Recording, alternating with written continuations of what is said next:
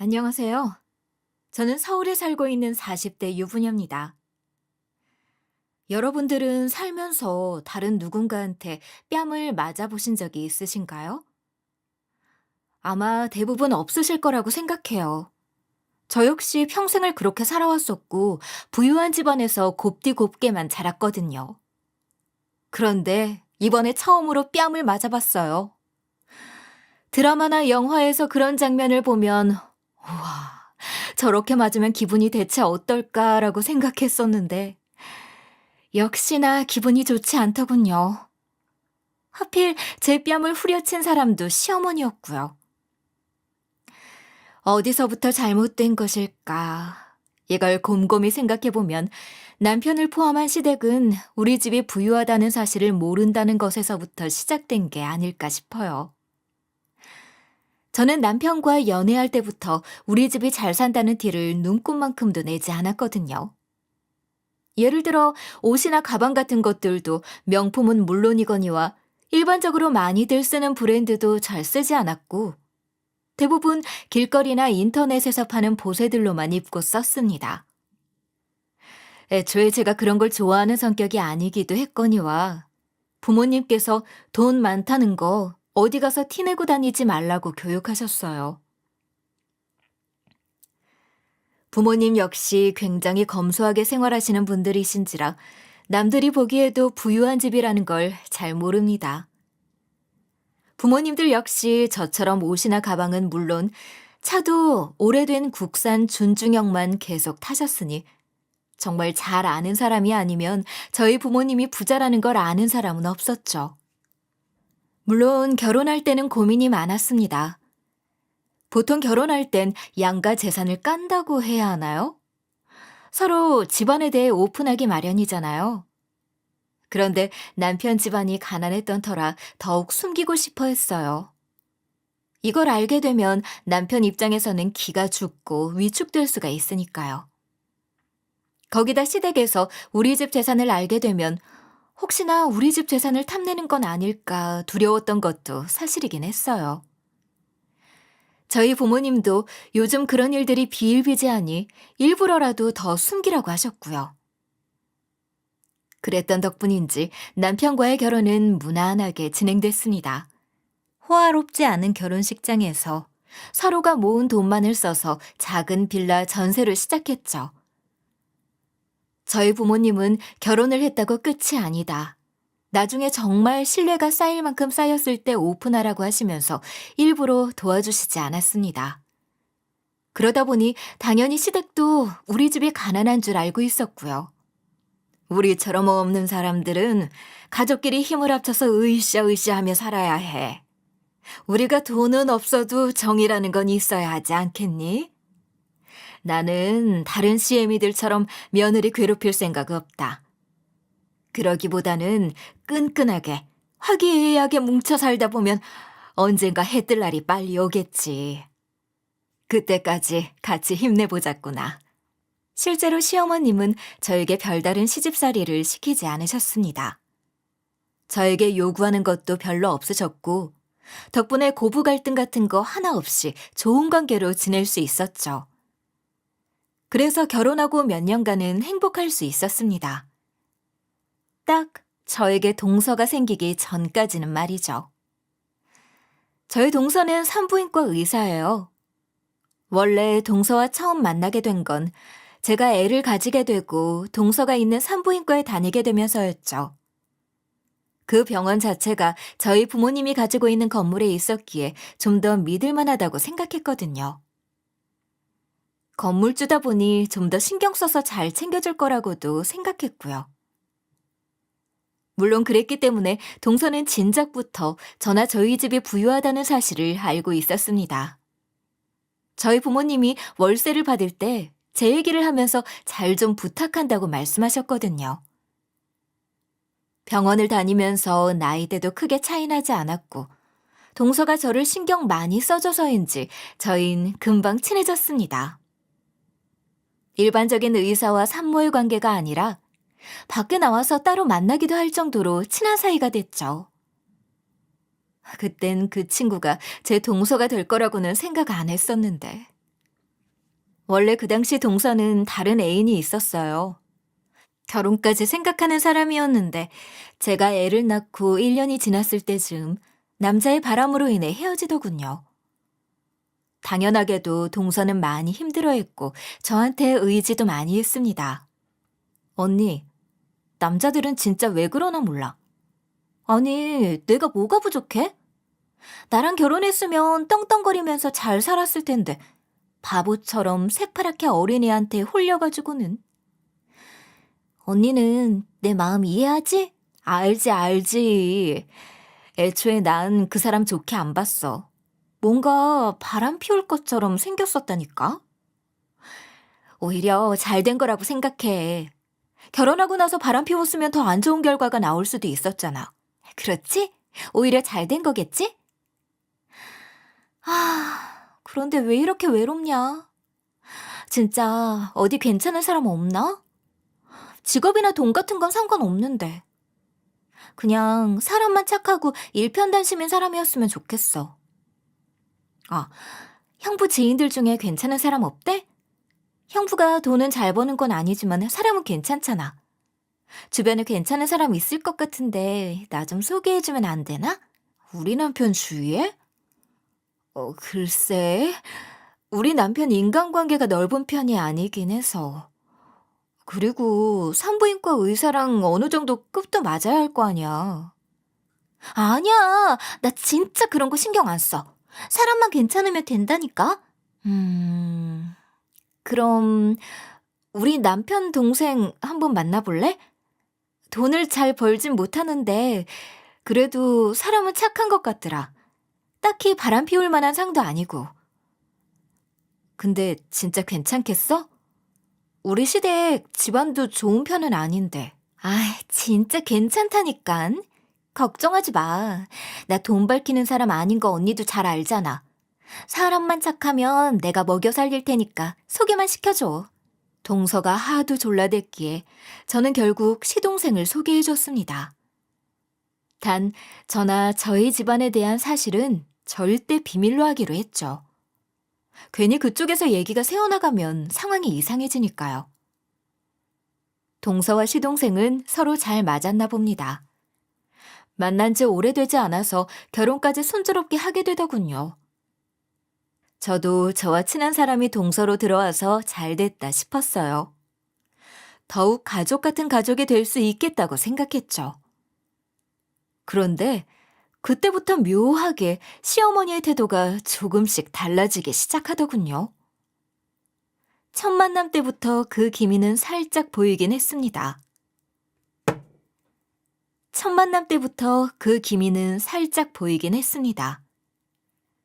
동서가 처음 시댁에 인사를 드리러 왔을 때 동서가 의사라는 것에 대해서 엄청 칭찬을 하셨었죠. 우리 집에 보물이 들어왔네, 어쩌네 하시면서. 거기까진 사실 저도 좋았습니다. 혹시나 시어머니가 동서를 마음에 안 들어하면 어쩌나 했는데 오히려 칭찬받고 인정을 받았으니까요. 그런데 문제는 은연중에 저를 돌려까기 시작했다는 거였죠. 아휴, 산부인과 의사라고? 아이고, 이제 우리 집에도 의사가 생겼으니 앞으로는 아무 걱정 없겠네. 정말 잘 됐다, 잘 됐어. 안 그래도 우리 첫째 며느리는 집안이 좋은 것도 아니고 돈을 잘 버는 것도 아니어서 아쉬움이 좀 있었거든. 근데 그게 다 이렇게 귀한 둘째 며느리 받으라고 그런 거였나 보다. 저 돈을 그렇게 못 버는 사람은 아닙니다. 물론 산부인과 의사인 동서가 버는 돈에 비하면 한참 부족할 수 있겠지만 그래도 스피치 강사로 일하면서 부족하지는 않게 벌고 있어요. 애초에 남편도 같은 직종이기에 저와 벌이도 똑같고요. 에이, 아니에요, 어머님. 저희 형님도 돈 먹고 살 만큼은 충분히 잘 버시는 걸로 아는데요. 그리고 직업이 뭐가 중요하겠어요. 형님네는 직접 돈을 벌지 않아도 괜찮잖아요. 에? 그게 무슨 소리냐? 아, 아, 아, 아, 아, 형님은 사람이 정말 좋다고요. 인성이 가장 중요하잖아요. 애초에 형님이 소개해준 덕분에 이렇게 저랑 저희 남편이 결혼하는 거기도 하고. 아, 그렇긴 하지. 우리 첫째가 성격이 좋기는 해. 성격만 좋아서 아쉽긴 하지만. 처음엔 이해하려 했습니다. 시어머니는 딴에 농담이라고 하시는 말씀이기도 하고 의사 며느리가 들어오는 게 시어머니 입장에선 오죽 좋으시겠어라고 생각했어요.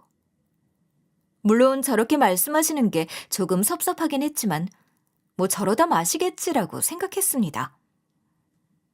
그런데 날이 갈수록 시어머니의 차별은 점점 심해져 갔고 저를 대하는 태도 역시 차가워졌습니다. 특히 제가 둘째를 가졌을 무렵 동서도 첫째를 가지게 됐는데 시어머니는 동서에게만 산부의 좋은 음식이며 육아용품들을 챙기셨어요.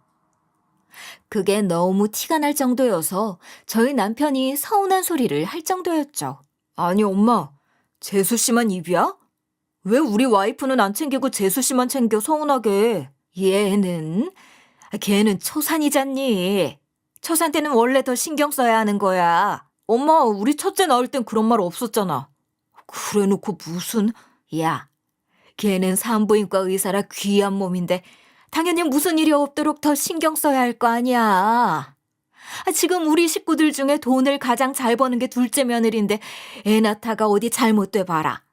그럼 우리 집 다 흔들리는 거야. 그렇다고 이렇게 사람 차별하는 게 말이 돼? 언제는 가족끼리 뭉쳐야 한다느니 어쩌느니 하더니만 엄마 진짜 속물 다 됐다. 그럼 언제까지 돈 없이 살아야겠니? 내가 이러는 게 다 너희한테도 도움되는 거야 이거사. 아휴, 철딱선이 없는 것. 그것뿐만이 아니었습니다. 시어머니는 저와 동서를 차별하는 걸 넘어 제 아이와 동서의 아이까지 차별하기 시작하더군요. 솔직히 이건 좀 많이 서운했습니다. 저야 뭐 다 큰 어른이고 전후 사정을 생각해서 조금은 이해할 수도 있겠지만 제 아이는 무슨 죄란 말인가요? 아무리 아이라고 해도 자기가 예쁨을 받는지 안 받는지 정도는 알 수 있는데 말이에요. 한 번은 가족끼리 다 모인 때가 있었는데 시어머니는 갓 5살이 된 제 아이는 본척만척 하시면서 말도 못하는 동서의 아이만 예뻐하시느라 바쁘더군요. 제 아이도 그걸 보면서 자기도 예쁨을 받고 싶었는지 애교를 부려봤는데 시어머니는 오히려 면박 주듯 말씀을 하시는 통에 도저히 참을 수가 없을 정도였습니다. 아유, 눈이 어쩜 이렇게 크고 반짝반짝일까? 예뻐라. 넌 누굴 닮아 이렇게 예쁘게 태어났누? 똘망똘망한 게 커서 아주 큰 사람이 되겠어. 할머니, 나도 커서 큰 사람이 될 거예요. 큰 사람? 그래. 뭐 너도 큰 사람이 되면 좋겠지. 근데 그럴 수 있으려나 걱정이 되네. 얘네 엄마는 머리가 좋아서 얘도 머리가 좋을 텐데 네 엄마는 그러지가 않잖니. 왜요? 우리 엄마도 짱 똑똑해요. 할머니 아무것도 모르면서. 그래. 알았어. 어쨌든 너도 노력하면 뭐가 되긴 되겠지. 열심히 하렴. 아니 어머님, 얘한테 대체 무슨 소리 하시는 거예요? 전부터 느꼈지만 정말 너무 하시는 거 아니에요? 깜짝이야. 아니 넌 갑자기 왜 소리를 치고 그래? 내가 뭘 어쨌다고? 어쩌긴요. 어머님이 저랑 동서를 차별하는 건 저도 알고 솔직히 기분이 썩 좋지는 않지만 그럴 수도 있다고는 생각해요. 그런데 우리 아이들한테까지 그러는 건 아니잖아요. 어떻게 얘한테 머리가 좋네 나쁘네 심지어 저를 닮아 머리가 나쁘다는 얘기까지 하시면서 그러세요? 얘는 그냥 농담한 거지 그거 가지고 뭘 그래. 그냥 손자 투덜대는 게 귀여워서 그러는 거지. 그게 어떻게 농담이에요 어머님. 얘가 아무리 5살이라고는 해도 알 건 다 알아요. 평소에도 어머님이 동선의 아이만 챙기는 거 얘도 다 느꼈을 텐데 어머님 말씀이 농담처럼 들리겠어요? 기가 막혀서. 아니 그게 그렇게 억울하면 너도 의사 하든가. 애초에 네가 의사든 변호사든 그랬으면 내가 이런 농담도 안 하지 않았을 거 아니야. 안 그러니 둘째 아가? 에이, 어머님, 그만하세요. 직업이 뭐가 중요하겠어요. 형님은 형님대로 열심히 일하시면서 살고 계시고 분야만 다를 뿐이지 형님도 머리 좋은 분이세요. 그리고 저도 어머님이 저희 아이만 챙기시고 그렇게 말씀하시면 민망해지고요. 저희는 가족인데 다 같이 잘 지내는 게 좋지 않겠어요? 동서까지 제 편을 들며 시어머님을 말리자 시어머님은 그제야 투덜대면서 언성을 낮추시더군요. 아니, 언성을 낮추는 게 아니라 뭐라 그래야 하나? 동서 말이라면 다 받아주는 느낌? 역시 우리 둘째는 사려도 깊구나. 그래, 네 말이 다 맞다. 가족끼리 다 같이 잘 지내야 좋지. 아유, 둘째는 어떻게 공부도 잘했으면서 인성까지 좋을까? 정말 소름 끼치지 않나요? 아주 그냥 동서 말이면 파트로 매주를 쓴다고 해도 그래 할 것 같은 기세였죠. 시어머니가 저렇게 나오시니 저도 더 말을 할 수도 없는 노릇이고. 잠깐의 다툼은 그렇게 마무리되고 말았습니다. 그래도 다행인 건 동서가 개념이 있다는 점이겠죠. 만약 동서가 어머님 편을 들면서 더 예쁨 받으려고 애썼다면, 생각만 해도 끔찍합니다. 물론 애초에 동서는 어머님보다 저랑 친했던 사람이거니와 저희 건물에서 병원을 하고 있으니 제 편을 들 수밖에 없겠지만요. 저희 아버지가 동서 편이 많이 봐주려고 월세도 안 올리고 몇 년째 동결하고 있었거든요.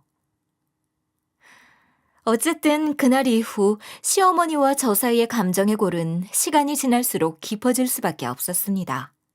서로 감정이 해소되는 부분도 없었을 뿐더러 시어머님의 태도 역시 하나도 변하지 않고 계속됐으니 그럴 수밖에요.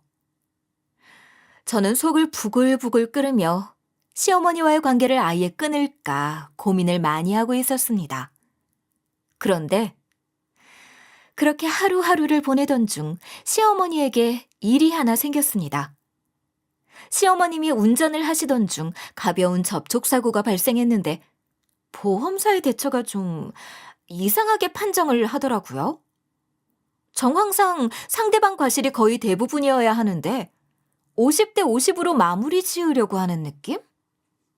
뭔가 저희 어머님이 나이가 있는 여자다 보니 만만하게 보고 그렇게 하시는 것 같았습니다.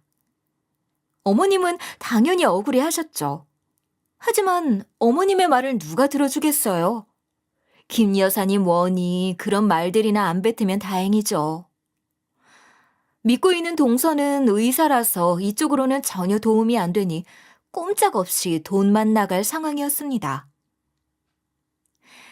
솔직히 저는 차별을 받고 안 좋은 감정이 있던 차에 잘 됐다 싶은 마음도 있었습니다. 그래서 어떻게 되든 신경을 쓰지 말까 했죠. 그런데 사람 마음이라는 게 또 어려움에 처한 사람을 그냥 둘 순 없더라고요. 저랑 사이가 좀 안 좋다고 해도 안절부절 못하며 마음 졸이는 시어머님 모습이 좀 안타까웠습니다. 결국 전 저희 부모님이 잘 아시는 변호사님께 도움을 요청하고 어머님과 연결시켜드렸습니다.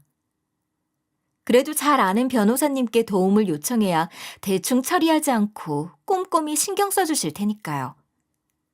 그리고 그랬던 결과 저희 어머님은 재판에서 승소하실 수 있었습니다. 어머님, 고생하셨어요. 재판이 진행되는 동안 마음고생이 심하셨을 텐데 이젠 승소했으니 마음 편하게 쉬세요. 그래. 그래도 네가 신경 써준 덕분에 무사히 일 끝낼 수 있었어. 네 지인 중에 변호사님이 계실 줄은 생각도 못했네. 정말 고맙다. 아니에요, 어머님.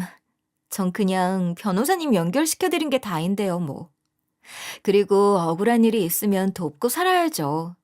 저희는 가족이잖아요. 가족. 그래, 네 말이 맞다. 그동안 내가 좀 서운하게 해서 미안하다. 내가 좀 생각이 짧았었구나. 아니에요, 어머님. 어머님 입장에서는 그러실 수도 있죠. 그래도 이젠 저도 좀 좋게 봐주세요. 가족끼리 싸우고 얼굴 붉히면서 살면 안 좋잖아요. 특히 저희 아이들은 그런 게 상처가 될 수도 있어요. 그래, 내가 생각이 짧았어. 앞으로는 가족끼리 잘 지내보자꾸나. 그 이후로 한동안은 어머니가 잠잠하셨습니다. 물론 여전히 동서를 예뻐하시는 건 똑같았지만 예전처럼 저와 동서, 그리고 아이들을 차별하시는 경우도 거의 없어졌어요. 아니, 오히려 저희 아이들에게 생전 하지도 않으시던 선물도 챙겨주시는 걸 보고는 이제야 정말 가족같이 살 수 있겠구나 싶었죠.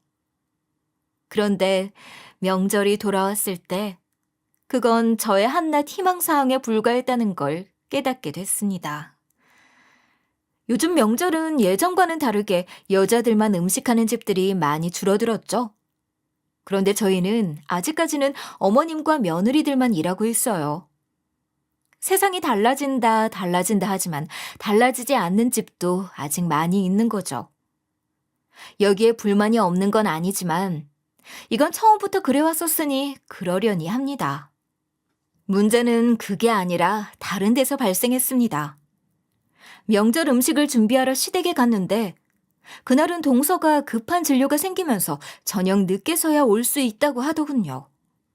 그런데 시어머님이 동서가 힘들게 진료 보고 오는 거니까 맛있는 거 먹여야 된다고 음식 좀 더 신경 써서 하자고 하셨습니다.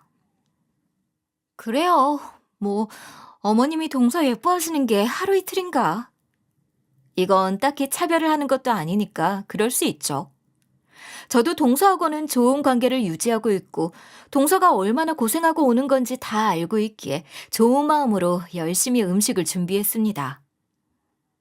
그리고 명절 음식 준비를 다 마치고 늦은 저녁이 되어서야 동서가 오게 됐는데 전 하루 종일 음식을 했던 터라 피곤했었다 보니 동서에게 뒤처리를 좀 부탁했습니다. 동서, 진료 보고 오느라 고생했어. 많이 힘들었지? 에이, 언니, 힘들긴. 수술하고 온 것도 아니고 급하게 진료가 좀 밀렸던 것 뿐인데 뭘. 언니야말로 혼자 음식하느라 힘들었겠다. 내가 너무 늦어서 미안. 저희가 원래 언니 동생 하던 사이라 둘만 있을 때는 편하게 대화합니다. 아니야, 어머님도 좀 도와주시긴 했어. 그런데 피곤하긴 하네. 정말 진료만 보고 와서 안 힘든 거면 뒷정리만 좀 부탁해도 돼? 당연하지. 내가 그 정도도 못할까 봐? 뒷정리 걱정하지 말고 언니는 가서 좀 쉬어. 설거지 싹 깔끔하게 해놓을게. 그렇게 동서와 저, 둘 다 웃는 얼굴로 얘기한 후 동서는 고무장갑을 끼고 설거지를 시작하고 저는 앞치마를 벗고 있었는데 갑자기 시어머니가 저한테 불이 나게 달려오시더니 짝 하는 소리와 함께 눈앞이 번쩍번쩍해졌습니다. 뭐야 너? 너 지금 누구한테 설거지를 시키는 게야? 둘째 하루 종일 일하고 와서 힘들 텐데 그러고 싶니? 아니 무슨 급도 안 되는 년이 감히 누굴 시키는 거야? 너는 어떻게 된 애가 그렇게 생각이 없어? 어? 평생에 처음 맞아본 뺨. 전 너무 갑작스러운 일에 너무 놀랐고 어안이 벙벙했습니다. 너무 놀라서 아픔 따위는 느껴지지도 않았어요. 그저 제 볼을 어루만지면서 이게 무슨 일인가 어리둥절해야 할 뿐이었죠. 하지만 그럼에도 시어머니의 호통은 계속되더군요. 2년 전년 온갖 욕이 다 들려왔습니다. 어머님, 왜 그러세요? 그만하세요, 그만. 제가 하겠다고 해서 한 거예요. 형님도 하루 종일 음식 하시느라 힘드셨을 것 같아서 그런 건데. 일단 진정부터 하세요, 어머님. 그렇지. 일단 저랑 밖에 가서 찬바람 좀 쐬고 와요. 동서는 눈이 휘둥그레져서 시어머님을 데리고 밖으로 데리고 나갔는데 혼자 주방에 남은 저는 생각 정리를 하다가 뒤늦게서야 분노가 치밀어 오르더군요. 내가 정말 뺨을 맞은 건가? 그것도 어머님한테? 내가 왜 맞은 거지? 내가 그럴 만한 짓을 했던가? 라고 곰곰이 생각하다 보니 화가 점점 나기 시작하더라고요. 전 너무 열이 받아서 이대로 그냥 넘어가서는 안 되겠다 생각했습니다. 어머님한테 가서 방금 있었던 일에 대해 따지고 제대로 사과를 받아야 직성이 풀릴 것 같았어요. 그래서 씩씩거리며 문을 열고 어머님과 동서가 어디로 갔는지를 찾았죠. 조금 돌아다녀 보니 근처 놀이터 벤치에서 어머 동서가 얘기를 내 보이더군요. 전 그쪽을 향해 다가갔는데 둘이서 나누는 깜짝 놀랄 얘기에 저는 발길을 멈추고 숨죽여 대화를 엿듣게 됐습니다. 어머님, 왜 그러셨어요? 제가 해도 괜찮았는데. 내가 그 상황에 어떻게 참니? 너 이런 게 한두 번이 아니라며. 맨날 지가 손이 사람이라고 너 구박하고 구전일 시키고 오늘도 그랬을 거 아니야. 너 일하느라 늦게 온 건데 왜 늦게 왔냐고 막 구박했지? 그래서 설거지도 시킨 거지?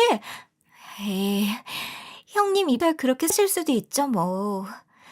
제가 아무리 진료를 보느라 늦었다지만 어쨌든 늦게 온 건 사실이고 형님은 그것 때문에 혼자 일한 셈이니까. 전 괜찮아요, 어머님. 원래 형님은 혼자 일하시는 거 싫어하시니까 그럴 만한 걸요, 뭘. 아휴, 너는 어쩜 애가 그리 착해 빠졌어. 그런 일 있으면 나 믿고 첫째 말 듣지 말라니까. 첫째 그것이 영악해가지고는 내 앞에서 착한 척만 해서 혼내기도 쉽지 않고. 괜찮아요, 어머님. 저는 잘 버틸 수 있어요. 언젠간 형님도 철이 들면 깨닫는 게 있겠죠. 그때가 되면 다 좋은 관계로 지낼 수 있을 거예요. 그보다 어머님, 집에 돌아가시면 그냥 아무 말씀 말아주세요. 어머님이 뭐라고 하시면 형님이 분명 나중에 더 뭐라고 할 거예요. 그냥 아무 말씀 안 하시는 게 제가 더 편해요. 조금 전에 뺨 때려주신 걸로도 충분해요, 어머님. 아휴, 너도 참. 그래, 알았다. 아무튼 너도 너무 참지만 말고 힘들면 언제든 얘기하려무나. 저는 그 대화를 듣는 내내 제 귀를 의심했습니다. 저와 예전부터 친하게 지냈던 동서. 그 동서가 은근하게 저를 마치 자신을 괴롭히는 악한 사람처럼 만들고 있다니요. 이건 그냥 저랑 어머님 사이를 이간질하는 거나 다름없잖아요. 거기다 자기는 피해자 코스프레를 하면서 착한 척하는 것 같이 소름이 끼칠 정도였습니다. 저는 그제야 어머님이 여태까지 왜 그렇게 동서만 예뻐했고 저와 제 아이를 차별했었던 건지 이해가 갔습니다. 사실 생각해보면 이상했어요.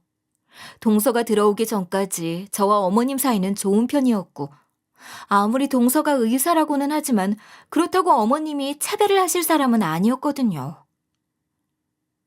사실 동서가 결혼하자마자 계속 저와 시어머니를 이간질해온 것이었다면? 전부터 저를 악한 사람으로 만들면서 시어머니의 미움을 사게 만든 거였다면? 그렇게 가정을 해보니 모든 게 납득이 가더군요. 그리고 뺨을 맞고 치밀어 오른 분노가 동서에게로 향했습니다. 전 동서와 시어머니에게 뚜벅뚜벅 걸어간 뒤 동서 머리채를 확 잡아버렸죠. 형님, 갑자기 이게 무슨 짓이에요? 진정 좀 하시고. 너 지금 뭐 하는 거야? 미쳤어? 얼른 손 놓지 못해! 너였구나. 여태까지 네가 이 사달을 다 만든 거였어? 네? 그게 갑자기 무슨 소리신지. 방금 다 들었어. 어머님과 얘기 나누는 거. 참나 기가 막혀서. 동서 그렇게 안 봤는데 어떻게 그럴 수가 있어? 내가 동서한테 얼마나 잘해줬는데. 나는 그저 바보처럼 어머님이 동서가 의사라서 차별하고 나 미워하는 줄 알았지 뭐야. 동서가 뒤에서 이러고 있을 줄이야. 저희 얘기를 다 들으셨다고요? 형님, 그게 아니라 방금 그건 그냥 어머님이 흥분을 좀 하셔서 가라앉히느라. 변명은 그만하지? 지금 변명한다고 그게 통할 거라고 생각해? 내가 그렇게 만만해 보였나 봐, 동서는? 너 지금 대체 무슨 소리를 하는 거야? 얼른 그 손부터 놓지 못해! 네, 못 놔요, 어머님. 뭐 어머님은 지금 제가 동서를 구박하는 못된 첫째 며느리로 보이시는 거겠죠? 동서가 참 단단히도 세뇌를 시켜놨으니. 뭐? 세뇌라니 그게 무슨 소리야? 여태까지 어머님이 동서한테 무슨 말을 들었든 그건 다 거짓말이라는 소리예요.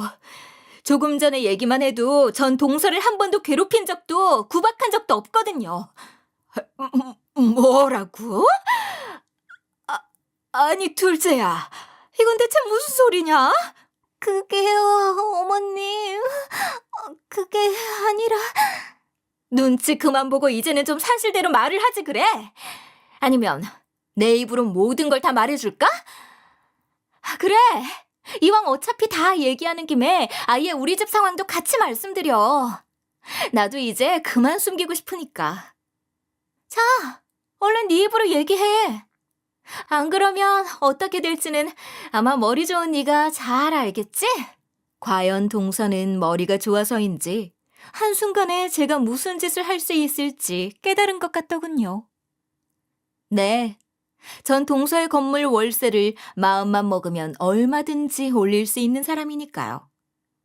요즘 동서의 산부인과가 손님이 줄어서 힘들다고 했었는데 월세까지 팍 올려버리면 동서로서는 숨이 막히겠죠? 동서는 그제야 벌벌 떨면서 어머님께 모든 것들을 사실대로 털어놓기 시작했습니다.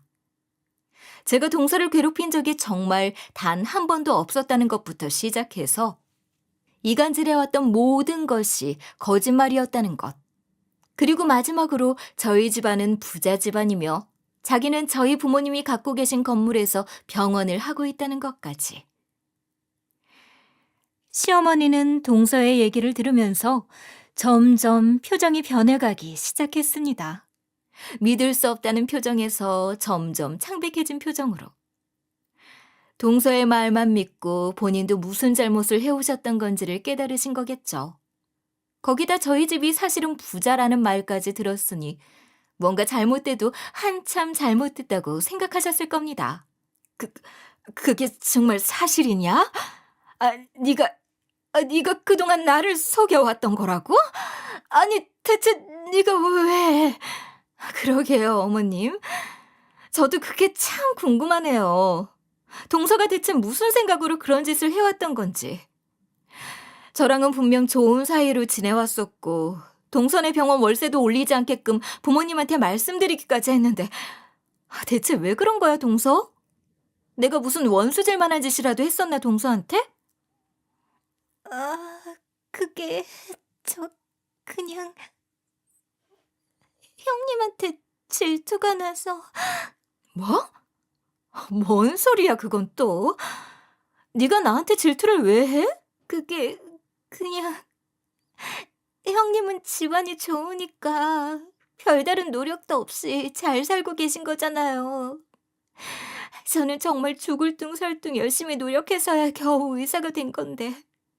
그런데 거기다 저는 형님네 집에 월세까지 갖다 바쳐야 하고 혹시라도 문제 생길까 잘 보여야 하고 그래서. 고작 그런 이유 때문에 그랬다고? 형님한테는 고작 그런 이유겠지만 저로서는 어쩔 수 없었어요.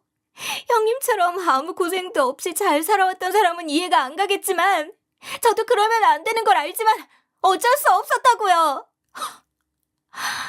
야, 웃기지 마. 힘들게 살았으면 다 너 같은 줄 알아? 너는 그냥 네가 못돼 먹은 거야. 물론 가진 사람들을 부러워할진 모르겠지만 적어도 너처럼 행동하진 않는다고. 네가 못돼 먹은 걸 불쌍한 척하며 무마하려고 하지 마. 동서는 저의 말에 더는 반박할 말이 없었는지 고개를 푹 숙이더군요. 반면 시어머니는 얼떨떨한 표정으로 저와 동서를 번갈아서 쳐다볼 뿐이었습니다. 어머님도 이제 모든 얘기 다 들으셨는데 저한테 뭐 하실 말씀 없으세요? 그게 미안하긴 한데 나도 속은 거야. 나도 얘한테 속아서 그런 거라고. 첫째, 너는 왜 말 안 했어? 애초에 처음부터 나한테 말을 했으면. 뭐를요? 제가 뭐를 말했으면 됐던 걸까요, 어머님? 저는 동서가 저를 욕하고 이간질하는 줄도 몰랐는데. 저희 집이 부자였다는 걸 말했었으면 되는 건가요? 그렇게 해서 제 처지가 달라지는 게 무슨 의미가 있어요? 그건 시어머님이 저를 보고 그러시는 게 아니라 저의 배경을 보고 그러시는 건데. 그건, 그건 그렇지만, 그래도. 왜요? 어머님은 억울하세요? 그냥 동서가 나빠서, 동서가 어머님을 속였으니 동서 탓으로만 돌리고 싶으신가요? 하지만 그러기엔 어머님이 저한테 하신 행동들이 너무 심하셨었잖아요. 저뿐만 아니라 저희 아이들까지 차별하시고. 제가 어머님 일 생겼을 때 그렇게 도왔는데도 불구하고 조금 전에 제 뺨까지 때리시고. 그건 정말 미안하다. 나도 모르게. 네, 맞아요. 미안해 하셔야죠. 물론 그런다고 지금 제 결심이 달라진 건 아니겠지만요. 결심? 결심이라니 그건 또 무슨... 앞으로 시댁과의 연은 끊으려고요. 어머님이 속아서 그런 거든 아니든 결과적으로 저한테 주신 상처가 너무 컸어요. 마지막엔 생전 처음으로 뺨까지 맞았으니. 그리고 동서는 앞으로 내가 어떻게 하는지 한번 잘 두고 봐. 기대해도 좋으니까. 그 뒤 저는 곧장 시댁에 들어가 모든 사실들을 밝힌 뒤 남편과 아이들을 챙겨서 나왔습니다. 시어머님과 동서가 안절부절 못해하며 저를 붙잡으려고 했지만 사실을 들은 저희 남편과 시동생이 시어머님과 동서를 혼내듯이 말하는 통에 붙잡을 겨를도 없더군요. 미쳤어? 당신 대체 무슨 짓을 했던 거야? 형수님한테 대체 왜 그런 짓을 했냐고? 진짜 당신 때문에 내가... 엄마도 똑같아. 어떻게 재수 씨 말만 듣고 내 아내한테 그럴 수가 있어? 심지어 우리 자식들한테까지. 내가 진짜 엄마 때문에 얼굴을 못 들겠어, 지금. 앞으로는 우리 볼 생각도 하지 마. 집으로 돌아오는 길에 전 남편에게 저희 집에 대해 숨겼던 것에 대해 사과했습니다.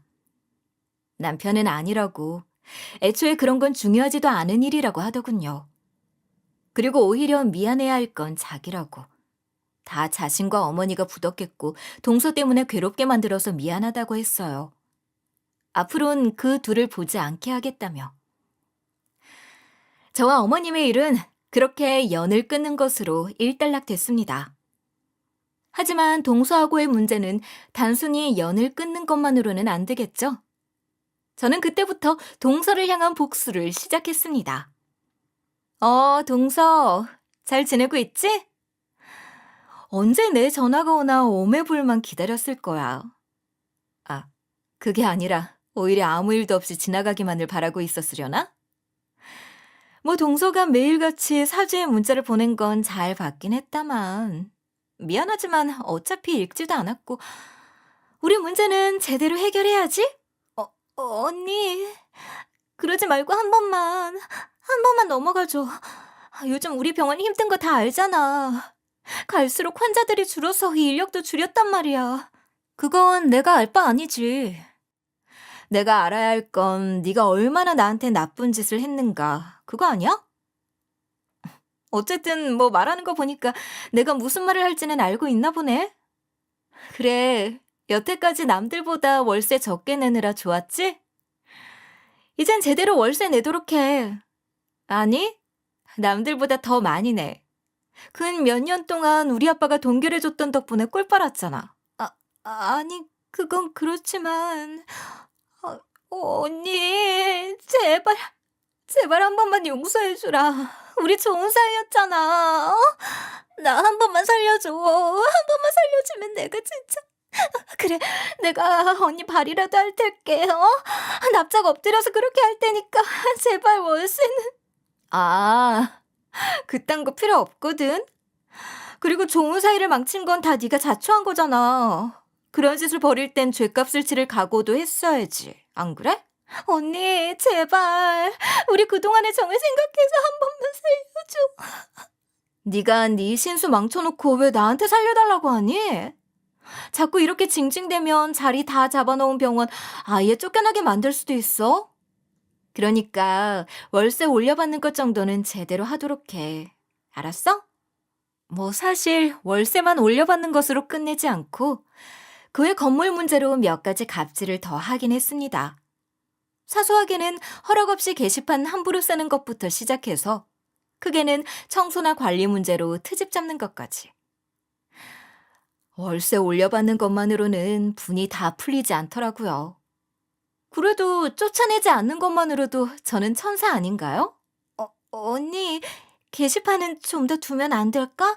우리 공지할 게 좀 많아서. 환자분들이 좀 예민하시잖아. 미리 공지된 게 아니면 클레임이 많이 들어와서. 야, 너희 병원만 병원이냐?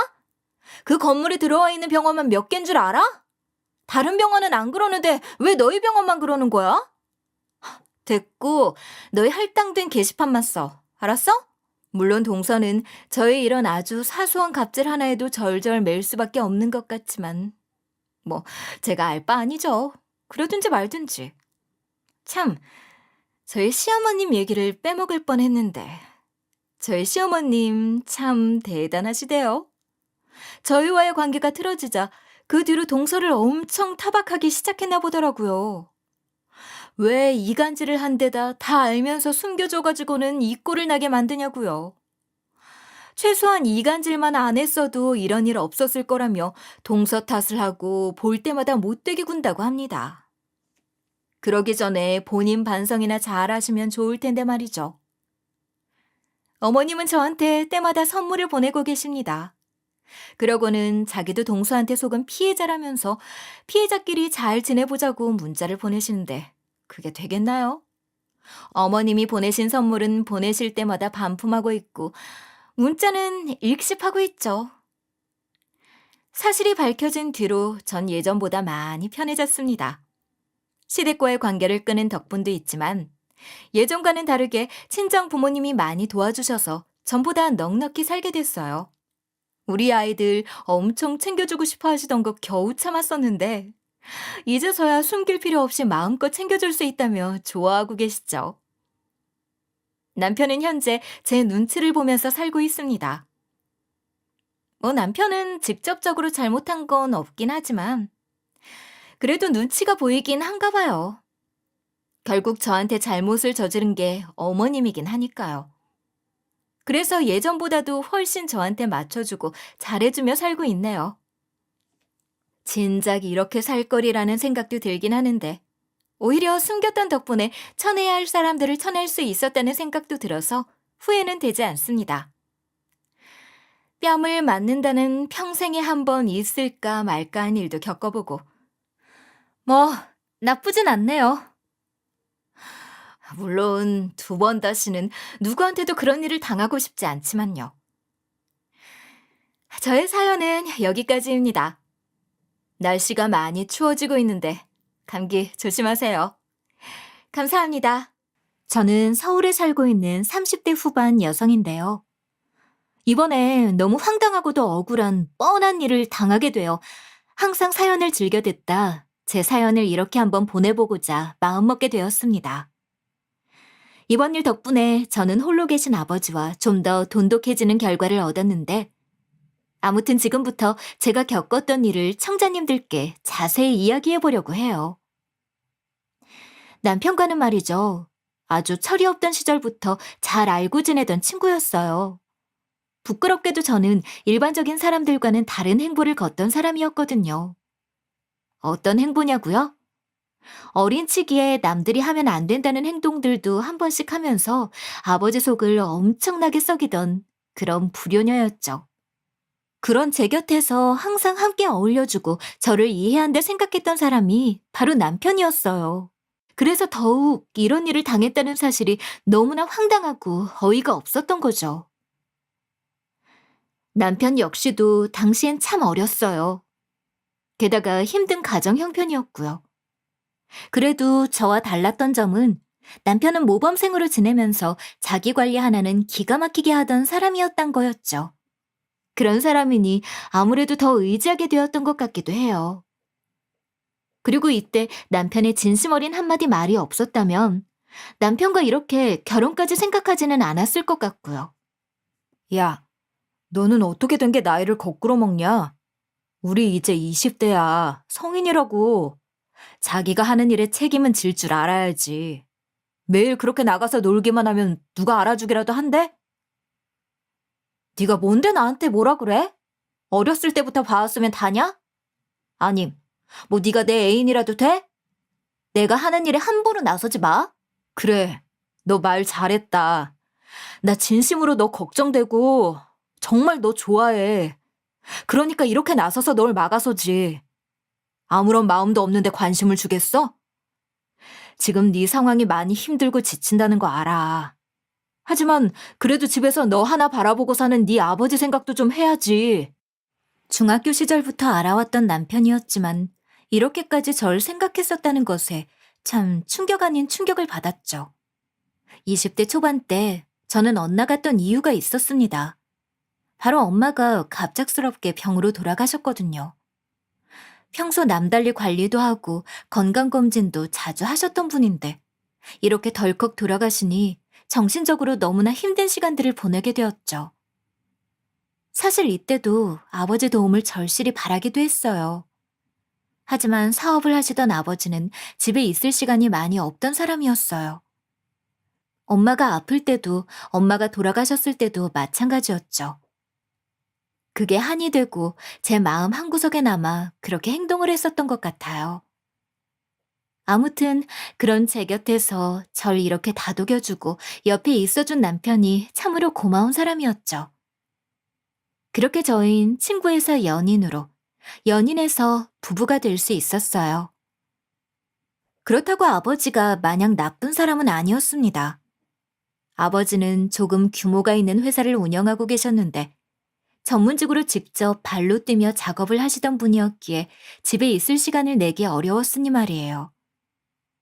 아버지와 직접적으로 많은 정서적인 공감을 하진 않았지만 아버진 어릴 때부터 제가 물질적으로 부족하지 않도록 키워주신 아주 고마우신 분임엔 틀림없었습니다. 다만 엄마의 죽음으로 아버지는 있던 여유가 사라진 느낌이었고 그 사이 저는 잠시 엇나간 시간들을 보내게 된 것이죠. 그렇다고 마냥 아버지가 원망스럽거나 하진 않았어요. 제 곁에는 아버지 대신 남편이 함께 해주었으니까요. 남편은 항상 아버지를 이해하라는 말을 달고 살았거든요. 그러신 이유가 분명히 있을 거라고. 그렇게 전 알게 된 거죠. 아버지는 남편과 함께 마음을 다잡아가는 절 보며 결혼하는 그 순간까지 제 걱정을 멈추지 않으셨다는 걸 말이에요. 그런 아버지의 마음을 정확히 알 수 있던 건 시댁과의 상견례 전날이었었죠. 아빠, 내일 괜찮겠어요? 아빠한텐 내가 너무 갑작스럽게 말한 건 아닌가 싶어서. 그래도 그 사람이랑 결혼까지 할 거 대충 느끼곤 있었죠? 아무래도 내가 네 아빠니까 당연히 짐작은 하고 있었지. 그런데 말이다. 그동안 내가 참 너한테 신경을 많이 못 쓴 것 같다. 이런 일이 있는데도 직전까지 꾹 입을 다물고 있었던 걸 보면 말이다. 사실 엄마 그렇게 돌아가시고 아빠 일 너무 바빴잖아. 그때는 어린 마음에 아빠 많이 원망도 하고 그랬는데 그 사람이 그러더라고. 어른들은 어른들의 사정이 있을 거라고. 내가 조금만 이해하고 넘어가는 게 어떻겠냐고. 아니다. 그때 내가 좀 더 어른답게 행동했어야 했는데. 이렇게 네 마음고생 시키며 참 미안하다. 앞으로 네 남편이랑은 잘 살아야 한다. 이 아빠도 열심히 네 옆에서 도와줄 테니까. 넌 혼자가 아니야. 내 말 잘 알아듣지? 그럼 나도 이제 어른인데. 아빠, 너무 걱정하지 마세요. 그이랑 나 잘할 자신 있으니까. 어릴 땐 몰랐지만 어른이 된 지금에야 이런 아버지의 마음을 조금이나마 훔쳐볼 수 있었던 것 같아 좋았던 시간이기도 했어요. 물론 그렇다고 마음의 응어리가 다 풀리진 않았지만요. 어쨌든 아버진 학생 시절 남편과도 안면이 있던 터라 저희 결혼을 쉽게 허락해 주셨고 마찬가지로 시댁에서도 학생 때부터 자주 왕래를 했던 터라 저희가 결혼하는 것을 흔쾌히 축복해 주셨으니 앞으로는 잘 살 일만 남았다 생각했죠. 하지만 삶은 제 맘 같지 않더군요. 남편과 저는 결혼 당시만 하더라도 조금 힘든 상황이었거든요. 솔직하게 말해서 저와 남편이 사회에 나간 지 얼마 되지도 않아 결혼을 하자 결심했으니 다행이라면 사업을 하시던 아버지의 도움으로 집을 구해서 따로 나가 살 수 있었던 거였네요. 왜냐하면 시댁 역시도 그리 잘 사는 편이 아니었으니 말이에요. 저희 부부는 온전히 아버지에게 집과 혼수를 떠맡길 수밖에 없었고, 이 사실이 내내 제 마음의 짐처럼 남았답니다. 우리가 아무것도 없이 이렇게 덜컥 결혼하겠다고 하고, 정말 미안해요. 아빠한테 이렇게 부담 주고 싶지는 않았는데. 뭘 그런 걸 여태 신경 쓰고 있어? 원래 이런 건 좀 더 여유 있는 집안이 많이 챙기고 그러는 거다. 그리고 그 집에서 혹시라도 아빠 혼자 있는 집이라면서 너를 업신여길까 싶어서 내가 마음 쓰여 하는 거니 너무 신경 쓰지 마라. 그래도 아빠도 요즘 많이 힘드시잖아요. 나도 이제 어엿한 성인인데 다 알아요. 그러니까 내가 어떻게 해서든 성공해서 꼭 갚아드릴게요. 응?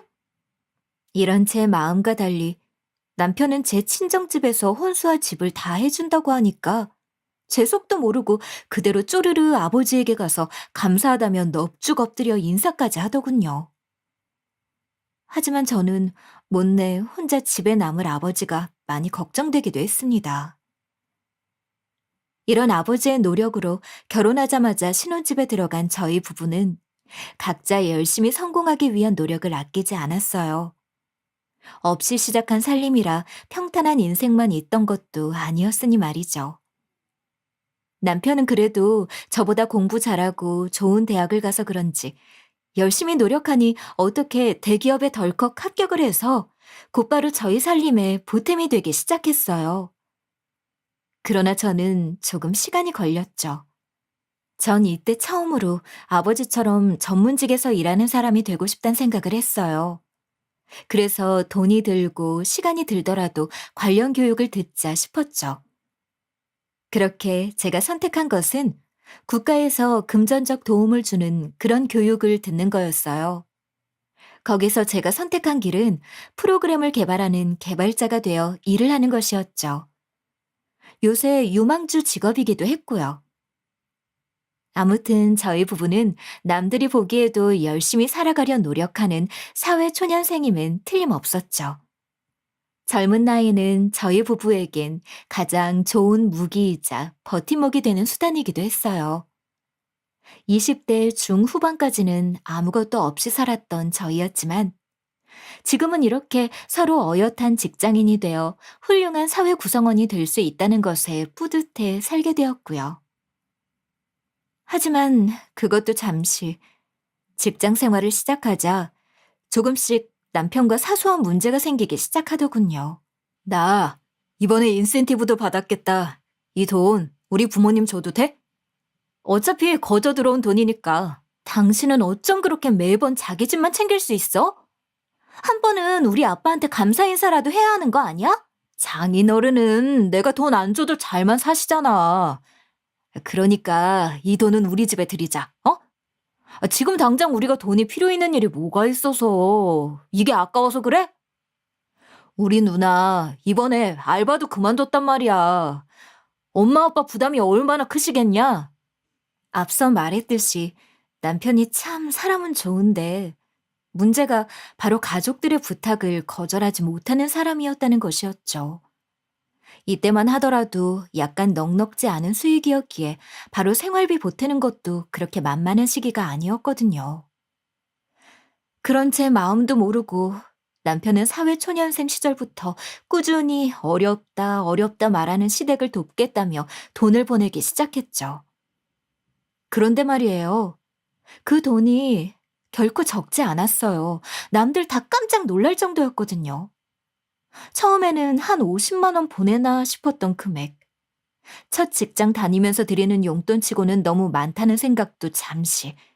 남편이 회사를 다니는 기간이 한 달씩 쌓일 때마다 점점 늘어나기 시작하더군요. 그러다 남편이 1년 차가 되던 해는 100만 원이라는 큰 금액을 요구하는 시댁. 이쯤 되니 이게 맞나 싶더라고요. 여보, 아무리 그래도 당신이랑 내가 버는 살림에 100만 원은 너무 큰 돈 아니야? 월에 100만 원씩 당신 시댁에 보내면 우린 언제 돈 모으고 언제 살림 늘리고 해? 그냥 저번처럼 50만 원씩 보내드린다고 해. 어머님, 아버님도 충분히 이해하실 거 아니야. 당신은 무슨 우리 집이 매번 돈 받아가는 그런 곳인 줄 알아? 연로하신 부모님이 벌어봤자 얼마 벌지도 못하시니까 내가 거들어드리는 거지. 게다가 아직 우리 누나 취업도 못했어. 그런 사람이 집에서 무기력하게 지내는 게 마음 아프다는데 어떻게 내가 드리는 돈을 줄여야겠다 말하겠어? 그래도 이건 아니지 않아? 솔직히 말해서 당신 돈 그렇게 집에 보내는 거 보면서 나도 우리 친정에 보탬 좀 되고 싶은 마음 들어. 그런데도 어떻게 꾹 참고 남은 돈으로 이렇게 살림 꾸려가고 있잖아. 그럼 당신이 한 발 양보할 줄도 알아야지. 너 진짜 너무한다. 그래도 당신 집은 여유라도 있잖아.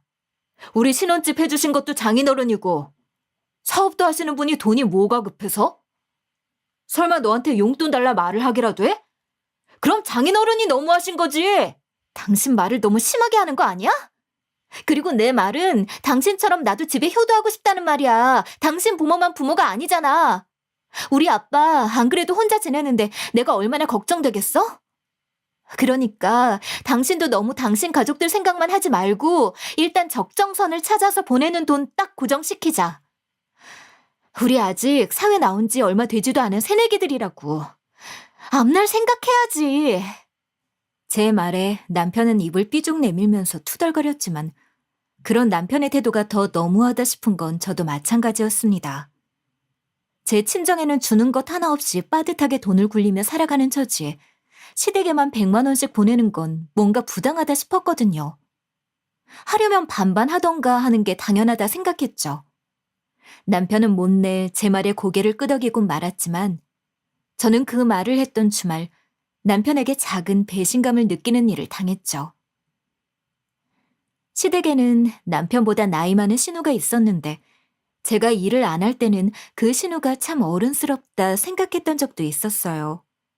제가 20대 초반일 때 말이죠. 그런데 결혼하고 나니 애도 이런 어린 생각을 가진 사람이 있을 수 있나 싶더군요. 신우는 남편에게 무슨 소리라도 들은 건지 주말이 되자마자 아침부터 저희 신혼집을 찾아와 덜컥 안방문을 열면서 들어오더군요. 저희 집 비밀번호를 알고 있던 사실도 경악인데 방문 앞에 서서 제게 대뜸 이런 말을 퍼붓기 시작했죠. 얘 동생, 일어나봐. 네가 내 동생한테 우리 집에 주는 생활비 줄이라고 그랬다면서? 있는 집이 더하다더니 어떻게 그런 말을 할 수 있어? 우리 집은 나는 뭐 먹고 살라고? 갑자기 주말 아침부터 무슨 일이세요? 이렇게 남의 신혼집에 덜컥 찾아와서 큰 소리 내는 거 정말 예의 없는 거 아닌가요? 그리고 현관 비밀번호는 어떻게 알았대? 예의 말아먹은 건 옳게지. 어떻게 결혼한 지 2년도 안 돼서 자기 집에 좋은 일 하겠다는 남편 앞길을 그렇게 막을 수 있니? 우리 부모님 귀에 들어가기 전에 내가 먼저 들어서 다행이지. 당장 옳게가 말했던 이야기 철회해. 그리고 여기 내 동생 집이기도 해. 어디 옳게 혼자만 살아? 엄연히 여기는 제 집이기도 하고요. 그리고 뭘 말씀하시는지 모르겠네요. 형님 말대로라면 저희가 시댁에 그렇게 매달 생활비 과하게 주는 게 말이 된다 생각하시나 보죠? 남편이 그렇게 시댁에 보내는 돈 때문에 저희가 얼마나 빠듯하게 지내는지는 알고나 말하세요? 네가 뭘 몰라서 그러나 본데 쟤는 너랑 결혼하기 전에도 꼬박꼬박 생활비 챙겨주던 우리 부모님에겐 효자 같은 존재였어. 그걸 대기업 들어가서 벌이가 늘어나서 좀 늘리겠다는 게 뭐가 그렇게 불만인데? 지금 결혼해서 네 남편이니까 손댈 생각도 하지 말라 이거야? 아무리 대기업에서 일을 한다고 해도 그 일랑 저 아직은 신입이에요. 어떻게 100만 원이라는 돈이 크지 않을 수 있겠어요? 그걸 좀 줄이자 말하는 제가 더 상식 있는 거 아닌가요? 그리고 돈을 받는 사람은 어머님인데 왜 형님이 이렇게 찾아와서 큰 소리 내시는지 모르겠네요. 그리고 남편이 물건도 아니고 내 거, 네 거 할 게 뭐가 있어요? 어머머머, 얘 좀 봐. 우리 엄마가 나보고 가서 혼쭐을 내라기에 내가 온 거지. 밖에서 놀던 년 그래도 집안이라고 잘 사니까 받아줬더니 아주 우리랑 맘먹으려 들어? 내가 동생한테 미리 무슨 일 있으면 말 꼭 하라고 말해놔서 다행이었지. 안 그랬음 아주 순진한 애 구슬려 먹으려 들었겠다. 지금 말 너무 심하신 거 아니에요? 당장 저한테 사과하세요. 그러는 형님은 뭐가 그렇게 대단한 일 한다고 지금 이렇게 제 앞에서 큰 소리 떵떵 치는지 모르겠네요. 백수시면 일 찾을 신용이라도 좀 하시던가. 당황스러웠죠. 제가 왜 이런 소리를 쉬는 날 아침부터 듣고 있어야 하는지도 모르겠고, 이런 말 같이 듣고 있으면서도 입 꾹 닫으면서 가만히 서 있는 남편도 이해가 가질 않았고요. 하지만 제 말을 들은 신우는 얼굴이 시뻘개지면서 남편에게 네 마누라 하는 꼴 좀 봐라 하고 소리를 치는데 참 어이가 없었습니다. 아무리 그래도 제 남편인데 여기서 잘못한 사람 편들까 싶은 생각이었죠. 그런데 제가 착각을 했던 것 같아요. 남편의 반응이 영 그랬거든요. 당신은 무슨 할 말 없어? 당신 누나란 사람이 이렇게 찾아와서 난동 피우는데 그렇게 조개처럼 입 꾹 닫고만 있을 거야? 사람이 경우가 없어도 어쩜 저렇게 말을 험하게 할 수 있냐? 이제 한 식구이기도 한데 말이나 좀 조심하든가. 저러니까 취업을 못하지. 그럼 둘이 말하는데 내가 무슨 말을 해? 그리고 우리 누나가 한 말이 다 틀린 말도 아닌데 무슨 말을 더 해야 되는데? 그리고 너도 말 너무 심하게 하는 거 아니야? 우리 누나가 뭐 일하기 싫어서 안 하나? 아, 당신 말은 내가 지금 이 상황을 다 이해하고 살아야 한다. 솔직히 말해서 저는 형님이 이렇게 저희 집 비밀번호까지 알고 들어온 거 마음에 들지 않아요. 계속 그렇게 남편한테 돈 받아가실 생각이라면 차라리 돈을 받아가는 타당한 이유라도 알려주시던가요. 내가 어제도 말했잖아. 당신 집은 여유로울지 몰라도 우리 집은 안 그렇다고. 당신이 좀 이해해주고 살면 안 돼? 제발 우리 조용히 좀 살자 좀. 되려 화를 내는 남편의 모습에 어처구니가 없어서 제가 입을 떡 벌리고 있는데 이게 남편이 자신 편을 든다고 생각을 했는지 신우는 아주 신이 나서 더 큰 소리 내기 시작하더군요. 그걸 왜 우리가 일일이 올케한테 검사를 받아야 하는데? 올케 진짜 웃긴다. 그리고 아까도 말했지만 여기 올케만 사는 집 아니야. 나도 당연히 이 집 문 당당히 열고 들어올 권리가 있는 거지. 이 일로 시댁과 저의 사이는 그렇게 좋은 사이라 결코 말할 수 없는 지경에 이르렀습니다. 남편이라는 사람은 중간에서 어떻게든 그래도 중재해보겠다 노력하긴 했지만 제 마음에 드는 해결 방안은 없었죠. 내가 어떻게 해주길 바라는데? 저번에 우리 누나가 했던 일은 내가 대신 사과한다니까? 더 이상 나한테 뭘 어떻게 하란 말이야? 당신 집에 보내는 돈 당장 반씩 나눠서 우리 아빠한테도 보내. 이 집 마련해준 사람 당연히 우리 아빠였고 이 혼수들 다 우리 아빠 돈으로 한 거잖아. 야, 당연히 너랑 결혼한다고 하니까 너 잘 살라 사주신 거지 우리 가족 위해서 사줬냐? 집에 돈도 많으면서 왜 그렇게 쪼잔하게 구는데? 뭐? 쪼잔?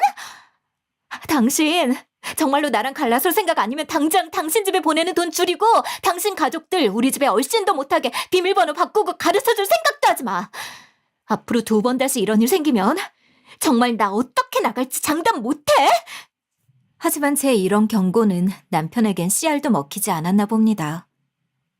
결국에 남편은 계속해서 시댁에서 달라는 대로 돈을 보냈거든요. 저희 사이는 화목했던 이전과 달리 험악해지기 시작했고 험악한 분위기처럼 저희 집의 살림살이는 거의 제 돈으로 해결해야만 하는 지경에 이르렀죠. 그렇게 3년이라는 시간이나 참고 지냈는데 그동안 참 많은 일이 있었습니다. 그 사이에 신우를 비롯해 이제는 시모까지 합세해 대기업 간 우리 잘난 아들 며느리로 받아줬더니 아주 싹퉁머리가 없다는 둥. 어린 나이부터 돈 밝히면 쓰냐, 우리 집 식구가 잘 되는 꼴을 못 보는 못된 년이다 라는 말을 제 면전에서 들었거든요. 물론 전 속으로 이를 아득바득 갈면서 두고 보자 싶었죠. 언젠가는 이 둘에게 복수할 날이 올 거라 생각했거든요. 참아온 시간만큼 저에겐 이 둘에 대한 정보들이 하나둘 쌓이기 시작했죠.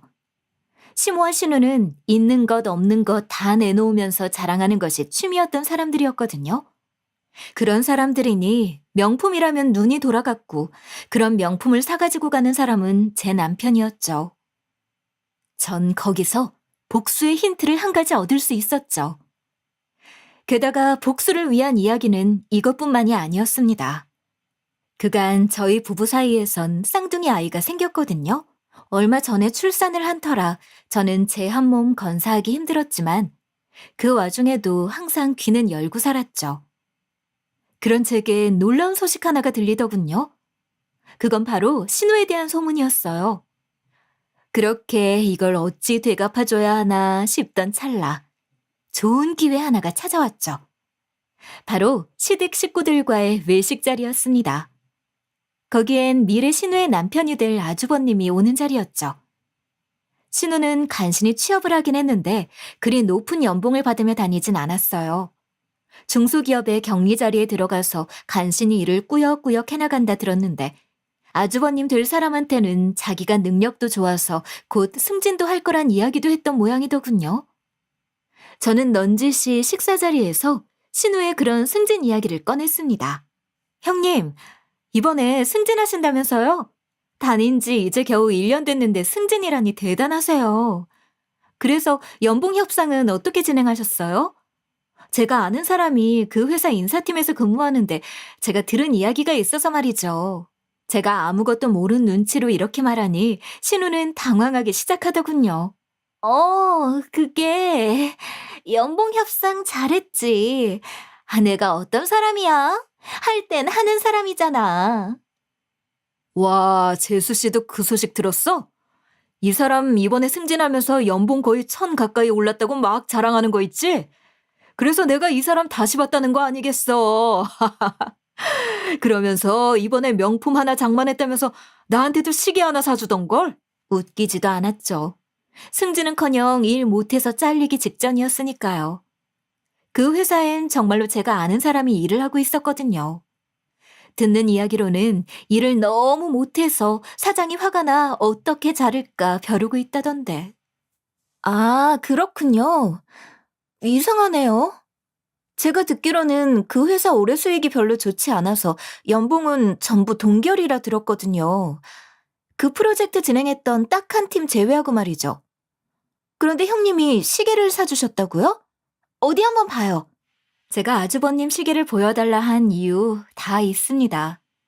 왜냐하면 신우가 남편을 끌고 가서 중고로 샀던 시계였거든요. 남편은 몰래 나간다고 했겠지만 어딘가 수상했던 남편의 태도에 제가 남편의 핸드폰을 봤거든요. 자려고 하면 시시때때로 알람이 울리니 잘 수가 있어야 말이죠. 아무튼 그렇게 본 알림 내용에는 중고시계 거래에 대한 이야기가 있었어요. 그게 바로 지금 아주버님이 손에 차고 있는 시계였죠. 그런데 이거 왜 이렇게 장기스가 많아요? 이거 새 시계 맞나요? 이상하네. 이거 보증서하고 시계 박스 이런 것도 다 있으시죠? 이 정도면 새 제품으로 교환해야 할 것 같은데. 그게 뭐가 어떻다 그래? 내 눈에는 아주 깨끗하니 좋기만 한데. 자기, 저런 이야기 들을 필요 없어, 어? 재수 씨 눈에도 그래? 아무리 봐도 이게 생활기스 같아 보여서 나도 이상하다 싶었거든. 당신 이거 보증서 가지고 있댔지? 이번 주에 한번 시간 내서 우리 재수 씨 말처럼 알아보러 가자, 어? 나도 아무래도 이거 이상하다 생각했단 말이야. 신우 안색은 창백하게 질려갔죠. 당연합니다. 저건 분명히 중고였으니까요. 그래서 생활감이 있던 거겠죠. 아무튼 저는 그래 하고 웃으면서 창백해지는 신우를 보며 아주 속이 후련했습니다. 이 이후에 어떻게 될지는 눈에 뻔했죠. 나중에 신우가 씩씩거리면서 제게 왜 그랬냐고 자기가 그때 아주버님께 어떤 쪽팔림을 당했는지 아냐면서 큰 소리로 전화가 왔지만 저는 고소하다는 생각에 이렇게 말해줬죠. 그러게 누가 중고 사서 새 거라고 속여서 선물로 주래요? 그래도 아주버님 참 사랑이긴 하시네요.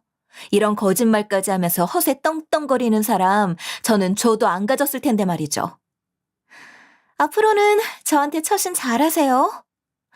사람 일이라는 게 어디서 어떻게 다 들통날지 누가 알아요? 당연히 신우는 고의한 년, 못된 년, 아주 년이라는 년은 다 붙이며 욕설을 퍼부었지만 저는 듣는 척도 안 하고 그저 그 전화를 뚝 끊었습니다. 아주 속이 후련하게 내려가는 듯 싶었죠. 남편은 이전과 다르다 싶을 정도로 집에 충실한 가장이 되기 시작했어요. 저는 그 모습을 보면서 그래도 자기 자식 생겼다고 아빠 노릇은 하고 싶나 보네 싶은 마음이 들면서도 한편으론 그런 남편의 모습이 계속되었으면 좋겠다 싶었죠. 아무래도 아이가 생기니 부모들은 온전히 있어야 되지 않나 싶은 그런 마음이 들더라고요. 그런데 말입니다. 이게 다 시댁 식구들의 복선일 줄은 정말 상상하지도 못했어요. 사실 아주버님 될 사람은 말이죠. 신우가 취업한 회사에서 알게 된 사람이 소개해준 사람이었거든요. 그런데 어떻게 거의 사귀자마자 결혼하겠다며 집에 덜컥 데려와 인사를 시키더라고요. 처음엔 왜 그런가 싶었는데 나중에야 그 이유를 알게 되었죠. 신우의 배가 점점 불러오기 시작했거든요. 처음 아주버님이란 사람이 시댁에 인사를 하겠다 찾아와서 꾸역꾸역 자리를 채웠을 때 저에겐 아주버님 인상이 썩 좋진 않았습니다. 아무리 봐도 표정이 내가 왜 여기 있지 싶은 사람의 표정이었거든요.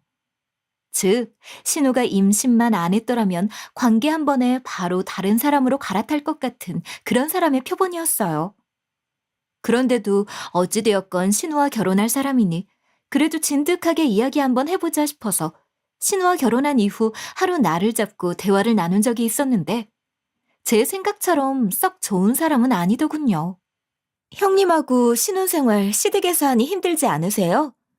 저번에 시계 중고 사건도 있고 말이에요. 저 같으면 그런 사람 믿지도 못할 것 같은데. 뭐가요? 들어가서 사니까 좋기만 하던데? 밥하면 밥 나오지 집안일 안 해도 척척 알아서 잘 되어 있고. 애가 생기지만 않았으면 결혼은 안 했을 텐데 싶긴 하지만 그래도 결혼하니까 좋은 점이 하나라도 있어서 참 좋더라고요. 집안일을 해요? 형님이 말이에요? 설마... 형님 집안일은 아주 젬병이실 텐데. 아, 그 사람 말고 장모님이 말이에요. 하나 있는 사위라고 아주 정성이 말이 아니시거든요. 게다가 저랑 약속한 이야기도 있고. 아무튼 처가도 잘 사는데 뭐가 걱정이겠어요. 네? 저희 시댁이 잘 산다고요? 어딜 보고 그런 생각을 하셨어요? 에이, 재수 씨도 다 아시면서. 저희 장모님 방에 들어가 본 적 없어요? 장모님 방 장롱에 아주 명품이 쫙 진열돼 있는데 저희 집사람 방은 또 어떻고요?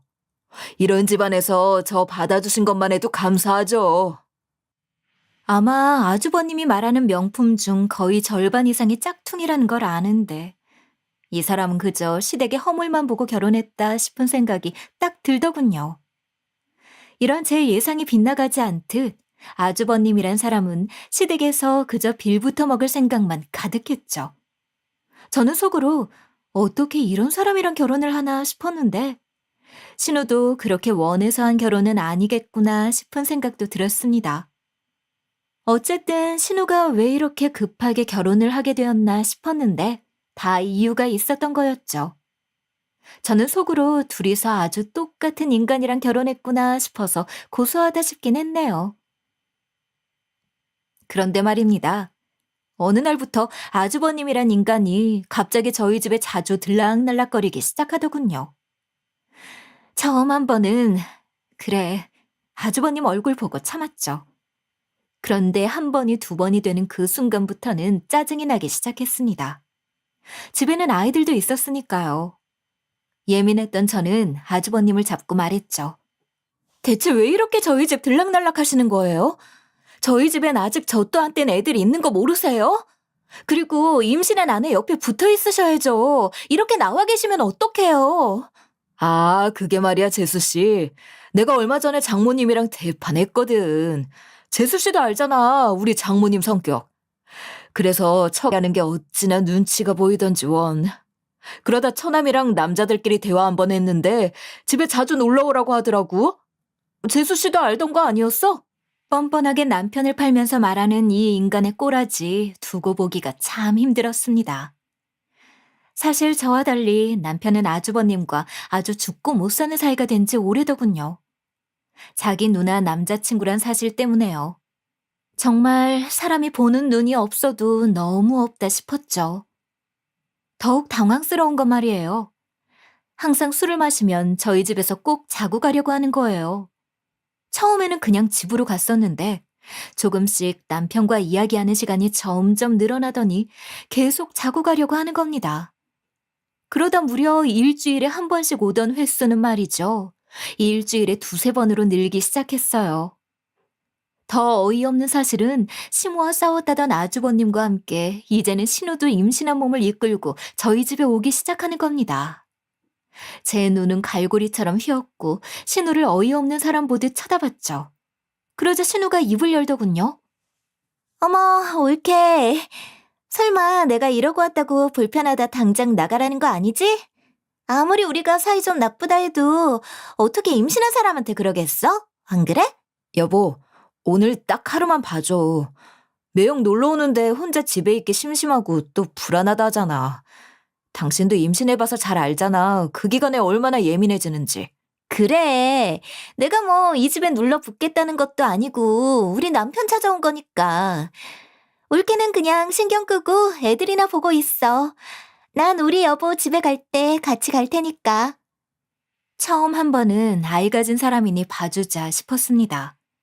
그런데 매번 아주버님과 곁을 지켜서 방문하는 신우를 보니 더 이상 참아 넘기기 어렵더군요. 우리 이렇게 계속 보니까 없던 정도 생기는 것 같지 않아? 올케 나랑 같이 공동육아 안 할래? 사실 이런 식으로 밝히긴 그랬는데 내가 올케처럼 쌍둥이 엄마가 됐다지 뭐야. 그래서요? 제가 왜 형님이랑 같이 육아를 해야 하는데요? 저 지금 이렇게 형님이랑 아주버님 집에 방문해서 술 마시는 거 정말 싫으니까 이제 제발 그만 좀 오세요. 저도 홀몸 아닌 사람한테 이렇게 큰 소리 내기 싫거든요? 당신 왜 그래? 누나 괜찮아? 아이도 있는 사람 앞에서 왜 자꾸 화만 내려고 그래? 그냥 좋게 좀 넘어갈 순 없겠어? 당신은 지금 당신 누나 말 듣고 그 말이 나와? 이 집에 나 혼자 있는 것도 아니고 우리 애들도 있어. 매번 밤마다 이렇게 시끄럽게 굴다 우리 애들 건강 문제 생기면 그땐 어떻게 책임지려고? 그리고 공동육아는 무슨 애도 아직 낳지도 않은 사람이 당장 당신들 집으로 나가! 남편이 말리거나 말았거나 전 그날 당장 그 두 사람을 쫓아냈습니다. 홀몸이 아닌 사람 무작정 내보낸 게 썩 마음에 걸렸지만 그래도 이건 참을 수 없다 싶었으니까요. 그런데 말이죠. 남편은 제가 이렇게나 싫어하는데도 한사코 꼭 문을 열어주더군요. 그러면 전 계속 내쫓았고요. 이런 상황인데도 둘은 눈치 하나 없는 사람처럼 꾸역꾸역 저희 집을 방문하더군요. 그렇게 일주일 정도 대치를 했으려나요? 전 그제야 이들의 속내를 알 수 있었습니다. 남편이 하루는 이렇게 말했거든요. 당신 정말 너무한 거 아니야? 우리 누나가 홀몸도 아니고 쌍둥이 가진 몸인데 힘들게 왔으니 집안에 들여주기는 해야 할 거 아니야. 난 구태여 우리 집 오란 말도 한 적 없어. 그리고 그렇게 보고 싶고 이야기하고 싶으면 당신이 나가서 대화하고 들어오면 될 거 아니야. 이 집에 애들 있다고 내가 몇 번이나 말했어. 당신 눈에 우리 애들은 보이지도 않니? 우리 누나 지금 정말 힘들다고. 애가 졌단 이유로 이전 직장에서도 잘렸단 말이야. 그게 어떻게 임신 때문이냐? 내가 듣기로는 일을 해도 너무 못해서 잘렸다던데? 그리고 그걸 핑계로 왜 자꾸 우리 집에 기어들어오는데? 그게 합당한 이유라도 되니? 집이 얼마나 불편했으면 자꾸 여기로 도망오겠어? 그러니까 말이야. 우리 이 집 누나네 부부한테 주고 우린 더 큰 집으로 이사 가지 않을래? 우리 누나가 자꾸 자기 집 하나 어떻게 마련하고 싶다고 계속 울면서 말한단 말이야. 당신 정말로 미쳤구나. 내가 왜 이 집에서 나가야 하는데?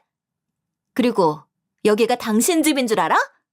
여기 엄연히 내 명의로 된 내 집이야!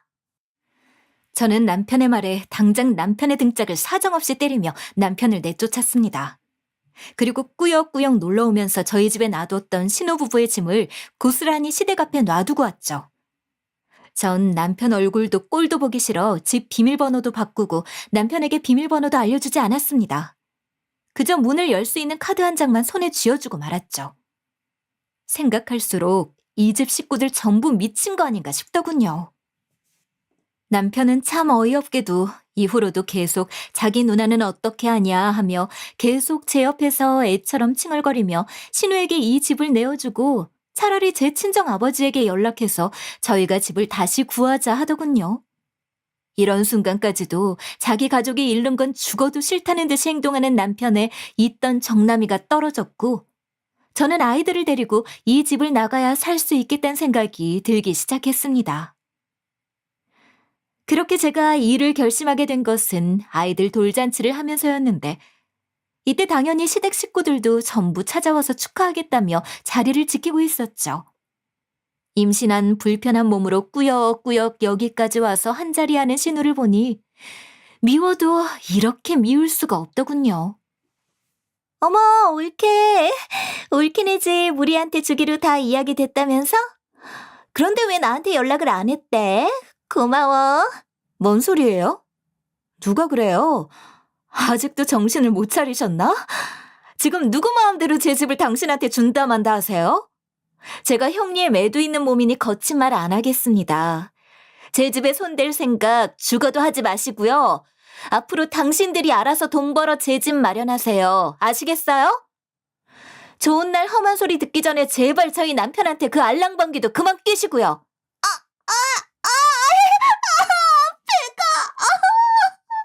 올케가 사람 잡는다. 사람 잡아.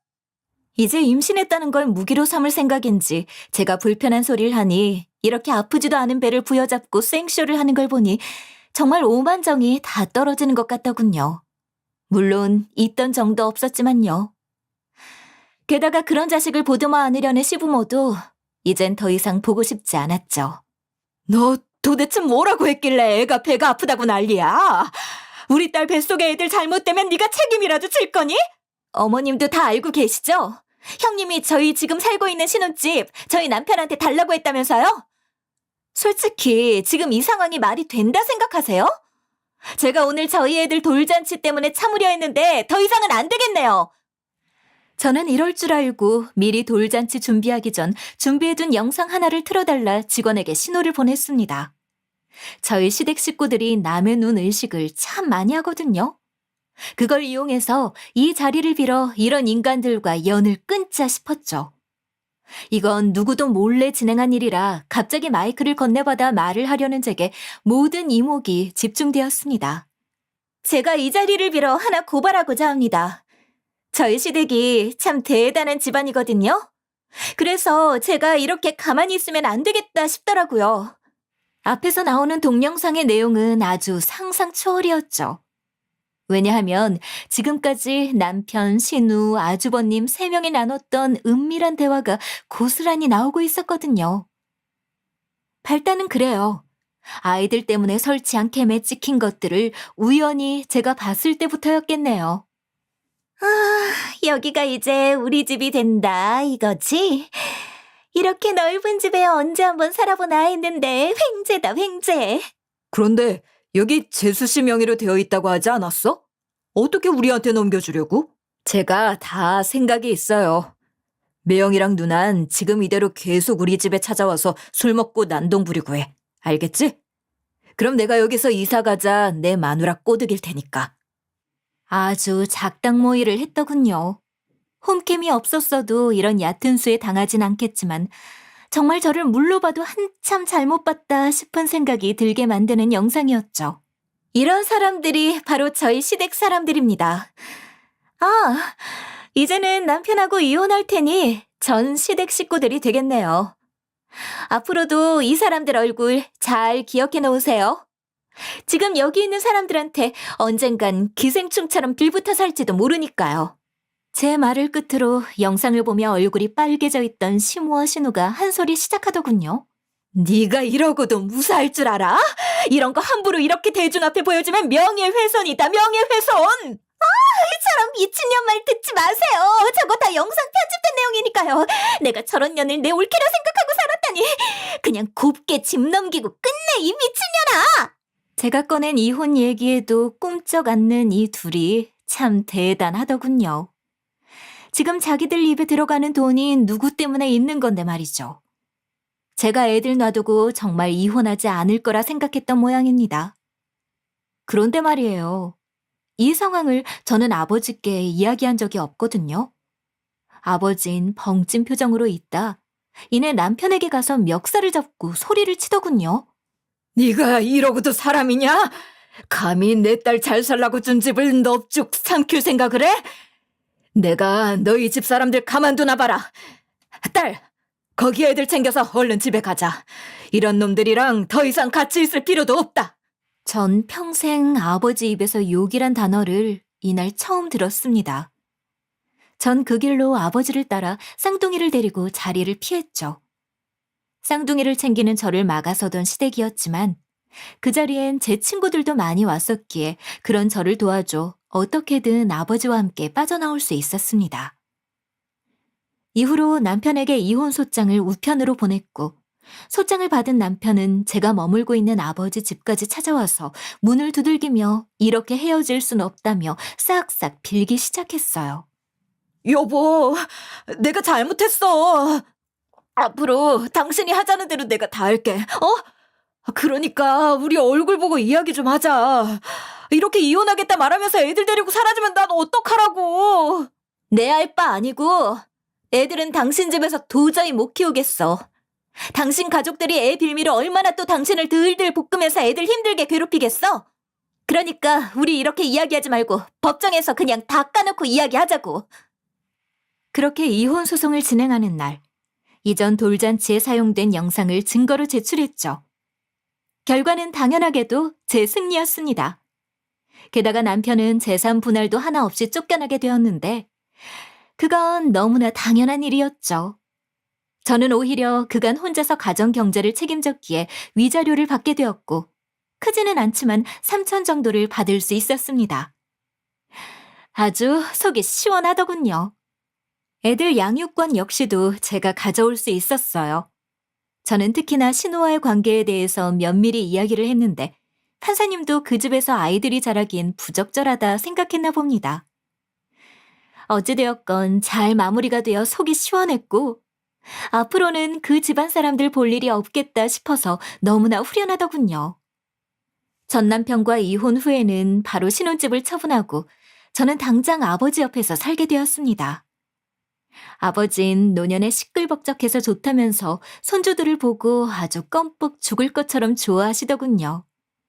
그런 아버지를 보니 왜 이제야 이렇게 찾아와서 손주 안겨드리고 효도를 못했는지 과거의 시간들이 너무 후회되었죠. 제가 제 직업이 개발자라고 했잖아요. 지금은 다니던 회사를 나와 따로 팀을 꾸려 외주를 받으며 프리랜서로 일하고 있는데 이게 수익이 생각보다 좋아서 잘 지내고 있습니다. 아이들을 위한 선택이었지만 그래도 잘 나가니 천만다행이라는 생각이 들더군요. 전 남편과 시댁 식구들은 그 좁은 집에서 5명이 잘 사는 모양이더군요. 물론 전 남편 돈으로겠지만 말이에요. 저랑은 이제 별 상관도 없는 사람이니 이젠 신경 끄고 살려고 합니다. 진짜 이 이야기를 청자님들께 들려드리려 적으면서도 화가 계속 올라오더군요. 옆에서 귀엽게 방긋 웃는 제 쌍둥이들 아니었으면 정말... 아무튼 저는 제 이야기 듣는 분들에게 말하고 싶습니다. 저 같은 상황 경험하시면 절대 참지 말라고요. 저처럼 뭐라도 찾아서 꼭 되갚아주는 그런 삶을 살아라고 말이죠. 저의 사연은 여기까지이고요. 제 긴 사연 들어주셔서 감사합니다.